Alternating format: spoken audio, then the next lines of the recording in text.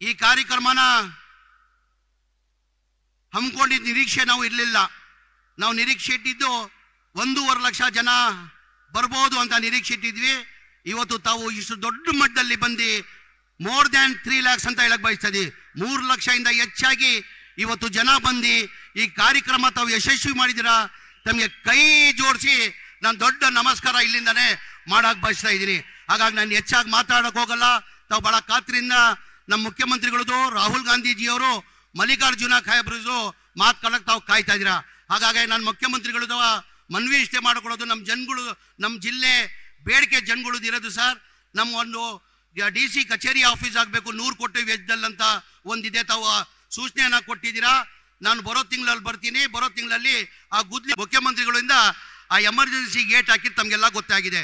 ನಾನು ಇಷ್ಟೇ ಒಂದು ರಿಕ್ವೆಸ್ಟ್ ಮಾಡ್ಕೊಳ್ಳೋದು, ದಯಮಾಡಿ ಆ ಗೇಟನ್ನು ಆದಷ್ಟು ಬೇಗ ಪರ್ಮನೆಂಟ್ ಮಾಡಬೇಕಂತ ಮನೆ ಮುಖ್ಯಮಂತ್ರಿಗಳು ಕೇಳ್ಕೊತೀನಿ. ಅದ್ರ ಜೊತೆಯಲ್ಲಿ ನಾನು ಹೆಚ್ಚಾಗಿ ಅದ್ರ ಜೊತೆಯಲ್ಲಿ ಜನದ ಬೇಡಿಕೆಯಲ್ಲಿ ರೈತರದ್ದು ಬೇಡಿಕೆ ಇರೋದು, ಇಲ್ಲಿ ಶುಗರ್ ಫ್ಯಾಕ್ಟ್ರಿ ಆಗ್ಬೇಕಂತ ಮನೆ ಮುಖ್ಯಮಂತ್ರಿಗಳು ಸೂಚನೆ ಕೊಟ್ಟಿದ್ದಾರೆ. 2 ತಿಂಗಳ ಒಳಗಡೆ ನಾವು ಶುಗರ್ ಫ್ಯಾಕ್ಟ್ರಿ ಗುದ್ಲಿ ಪೂಜೆಯನ್ನ ಮಾಡ್ತೀನಿ ಅಂತ ಮನೆ ಮುಖ್ಯಮಂತ್ರಿಗಳು ಇವತ್ತು ಸೂಚನೆಯನ್ನ ಕೊಟ್ಟಿದ್ದಾರೆ.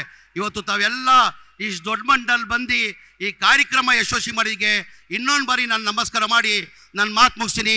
ಜೈ ಹಿಂದ್, ಜೈ ಕರ್ನಾಟಕ, ಜೈ ಕಾಂಗ್ರೆಸ್. ನ್ಯೂಸ್ ಫಸ್ಟ್ ನಿರ್ಭೀತಿಯಿಂದ ನಿಮ್ಮ ಪರವಾಗಿ.